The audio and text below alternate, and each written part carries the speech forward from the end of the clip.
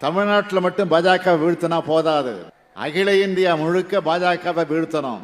அதுக்கான அடித்தளம் தான் இந்தியா கூட்டணி. ஒன்றிய அளவில் ஆட்சியில் இருக்கும் பாஜக ஆட்சியை வீழ்த்துகிறத இலக்காக கொண்ட எல்லா கட்சிகளும் இந்த கூட்டணியில இணைஞ்சிருக்கு. பாஜகன்னு சொல்றதால இது தனிப்பட்ட ஒரு கட்சிக்கு எதிரான கூட்டணின்னு சுருக்கிட முடியாது. ஜனநாயக அமைப்பு முறையே இருக்காது, நாடாளுமன்ற நடைமுறையே இருக்காது, ஏன் மாநிலங்களே இருக்காது. இதை எல்லாரும் உணர்ந்து கொள்ளணும். மாநிலங்களை கார்பரேஷன்களாக ஆக்கிடுவாங்க. கண்ணுக்கு முன்னாடியே ஜம்மு காஷ்மீர் சிதைக்கப்பட்டதை பார்த்தோம்.